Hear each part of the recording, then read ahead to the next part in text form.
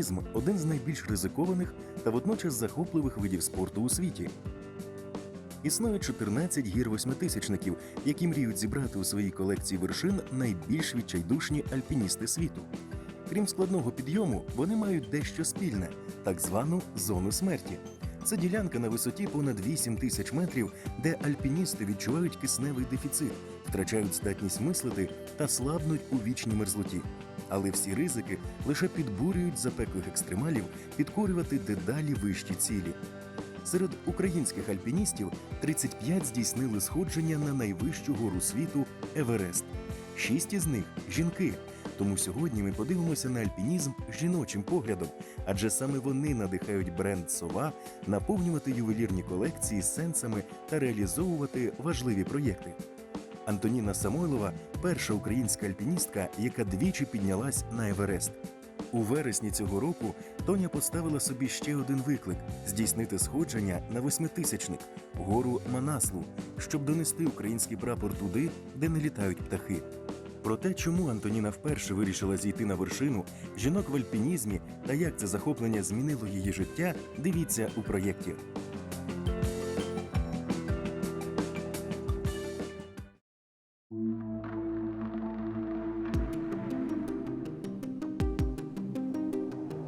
Сніжна сліпота, гірська хвороба, обмороження кінцівок, набряк легень, набряк мозку, просто прискорене старіння організму. Як я докотилася до такого життя?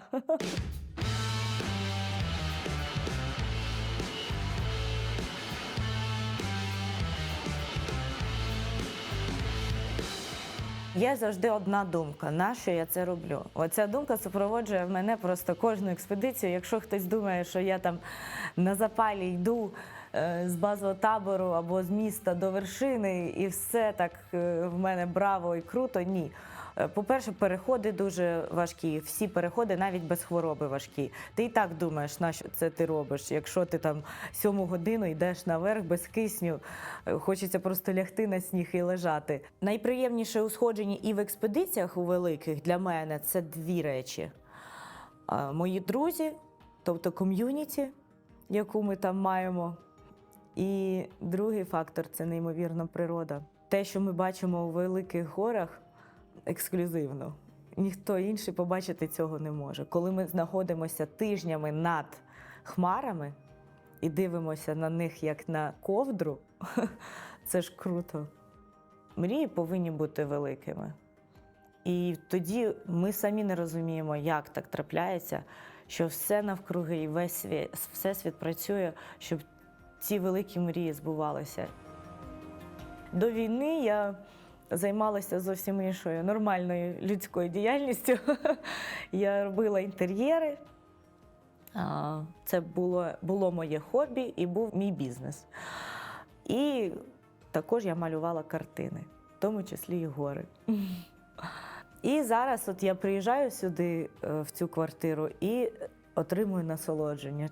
І особливо ціную це після наметів і спальних мішків. Коли мене питають, навіщо ходити в гори? Ходити в гори треба для того, щоб більше цінувати те, що ми маємо в повсякденному житті. Я вирішила займатися альпінізмом випадково, чесно кажучи.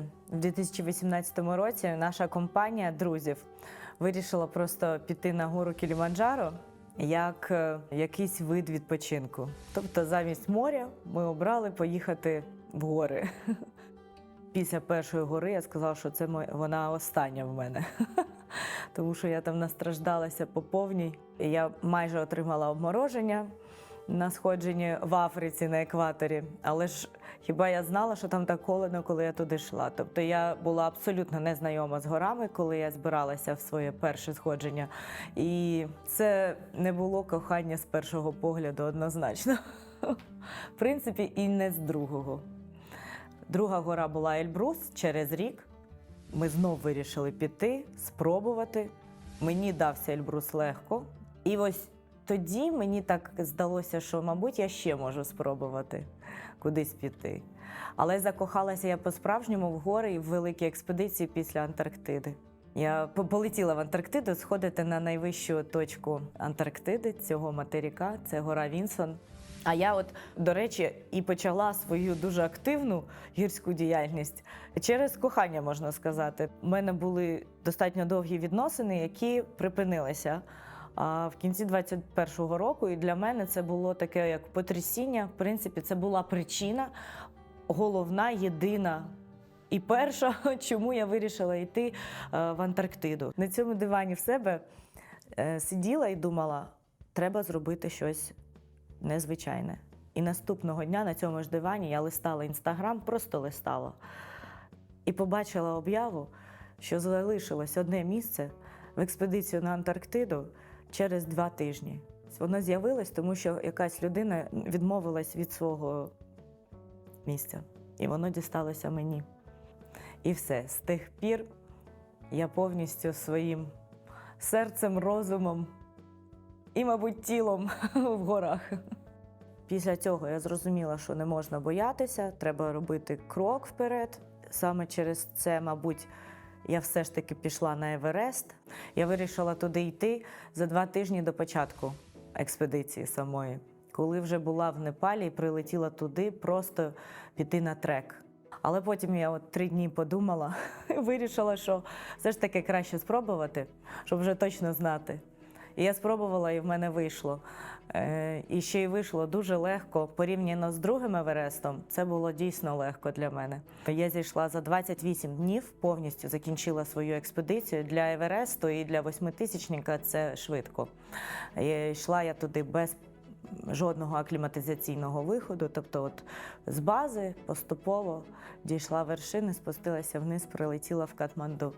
З усієї експедиції, звичайно ж, апогей – це вершина, і це година, наприклад, ось ця, або декілька хвилин, які ти там знаходишся. Коли ти бачиш все навкруги, коли ти розумієш, наприклад, на Евересті, що ти стоїш зараз найвище всіх інших на землі. Так само я мала ці відчуття, коли я прапор наш піднімала, і ми зробили цю велику палку, надягли на неї прапор, і я їм ось так от розвивала і розуміла, що він найвище на землі. Він за всю історію був найвище на землі, бо взагалі так не роблять на сходженнях. Там рахують кожен грам, тому аніякі там додаткові палки або от такі прапори, як я взяла з собою, туди ніхто не бере. Я не типова альпіністка, чесно скажу, бо в мене просто от такі сумки всякої косметики, і косметички мої дуже великі. Взагалі в мене є стандарт, це мінімум 3 косметички. Бо я не хочу повернутися додому, як єтті. Чесно кажучи, я не знаю, як мені вдається поєднувати жіночність і силу. Мабуть, в мене обидві якості закладені від природи. І я просто намагаюся зробити все, щоб оці мої експедиції, які достатньо, мабуть, чоловіче заняття, не вбили в мені цю жіночність. Саме тому я завжди фарбуюся, я все одно гарно вдягаюся. Я навіть на висоті 7000 метрів вмиваю своє обличчя кожного вечора скрабом, тому що мені каже моя косметолог: Тоня, якщо ти наносиш SPF 50, ти кожного вечора повинна його змити скрабом. І я просто, не знаю, намагаюся підтримувати той баланс, який мені дано від народження. Після того, як я перший раз зійшла на Еверест з киснем і зробила це достатньо легко і швидко, а потім пішла ще на К2. К2 – це друга за висотою гора в світі, але вона вважається найнебезпечнішою.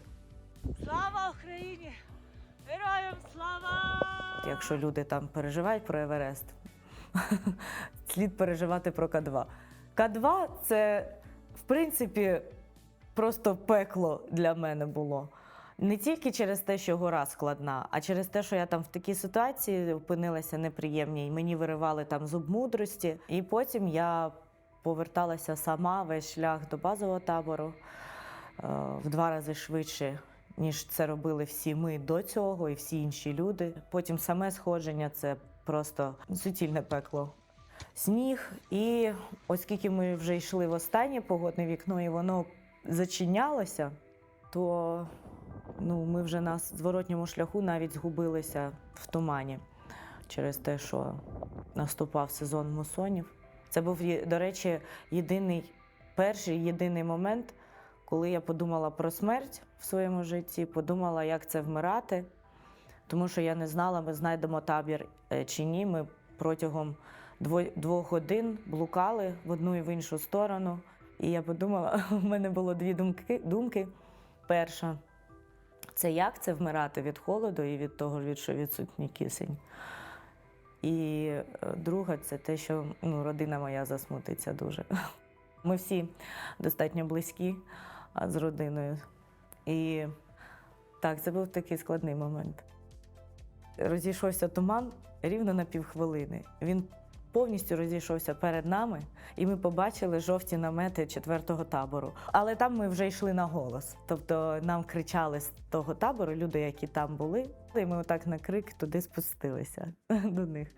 Після цих всіх гір я зрозуміла, що я вже така сильна і можу спробувати піти на Еверест без кисню. Саме тому я пішла туди 2-й раз. Це була спроба безкисневого сходження. Я не змогла, я захворіла ковідом і піднімалася з ковідом, але з киснем. В зоні смерті вище 8000 ти відповідаєш тільки за себе. Тобто, коли ти туди йдеш, ти повинен розуміти, що ніхто тебе там рятувати не буде. І вся відповідальність за своє життя лежить тільки на тобі. Ти сам вирішив, тому що там ти в такому стані знаходишся, що ти, це межа. Там напівтуман в голові в тебе. Ми знаємо, що там багато людей вмирало, їм не допомагали. І вони лишалися там, тому що знести мертву людину звідти – це на грані фантастики було. Після цього я зробила висновок, що на Еверест я більше ніколи не піду без кисню. Ось потім, після 2-го Евересту, я все ж таки подумала, що на невеликий 8000-ник я зможу зайти без кисню. І пішла на Манаслу. І я не змогла через те, що я захворіла на гайморит. Я піднялася з киснем знов. Ми це зробили, це було дуже складно. І зробила висновок, що я взагалі не хочу підніматися без кисню тепер на 8000-ники. На Манаслу, на своєму сходженні, я вдягнула маску кисневу на висоті 7050 метрів. Прийняти рішення, коли ти все робив для того, щоб зійти безкиснево, і ти розумієш, що ти настільки слабкий, що на висоті 5900 ти йдеш 10 кроків, зупиняєшся і просто не можеш йти, і не можеш дихати. Де взяти сили? Я не можу рухати ані руками, ані ногами, головою, нічим. Просто на грані, на межі можливого. І так трапилося, що це саме вже висотні табори була остання фаза сходження. І так вийшло, що саме оцей найважчий день був день мого народження. І я так погано себе почувала. Я потім прийшла в 2-й табір висотний, а мене там чекав торт, справжній торт. Вони присилали в базовий табір, поки я йшла гелікоптером торт, щоб підбадьорити мене зі свічками. І це дійсно було просто неймовірно. Я знаю, що вони мої класні друзі, але такого я навіть не очікувала від них. А потім, вже коли я перелетіла наступного дня з бази в Катманду, я побачила на нашому новосному сайті, який спеціалізується на екстремальних видах спорту, в тому числі на альпінізмі, статтю, що Антоніна Самойлова стала першою українською жінкою, яка зійшла на вершину Манаслу. Я написала їм, а що, я перша українська жінка? І вони сказали, так. Було 20 чоловіків і жодної жінки, що дуже дивно. Тобто я навіть не намагалася цей факт дізнатися перед експедицією, тому що я була впевнена, що це не так. Якось так вийшло. Ювелірний дім «Сова» повірив в мене і надав мені можливість це зробити. Вони виступили моїм генеральним, єдиним спонсором цієї експедиції, за що я їм дуже-дуже вдячна, тому що без них я б не пішла на Манаслу. Взагалі я дуже люблю прикраси. З дитинства я їх там ношу, і в мене їх багато. Я думаю, що в мене саме ця колекція калина і є найулюбленішою в «Сови», тому що вона настільки автентична яскрава, я люблю яскраві прикраси. Я думаю, що якщо я була б в магазині і дивилася б на всі прикраси, я б обрала саме цю колекцію. Ми показали ці прикраси іноземцям, які були в таборі, і питали, до речі, в мене, от особливо про кольє, а що це таке, Боже, як гарно. Я їм розказувала, чому калина, чому така колекція. Така ніби як невербальна передача української культури трапилася в нас.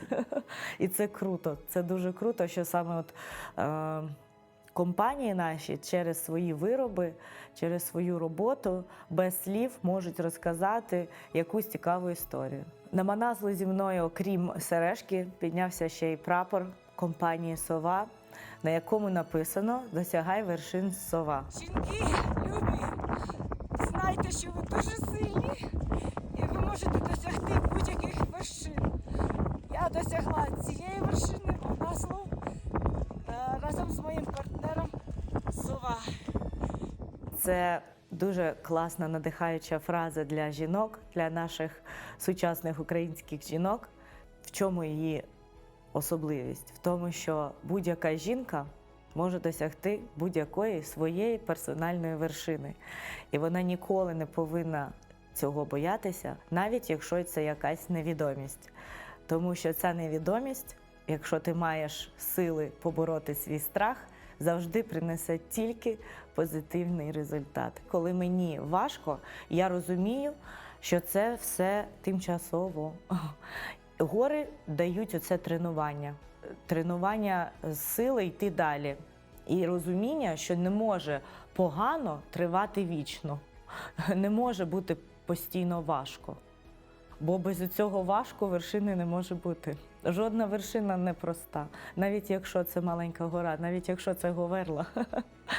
Але потім ти досягаєш цього і розумієш, що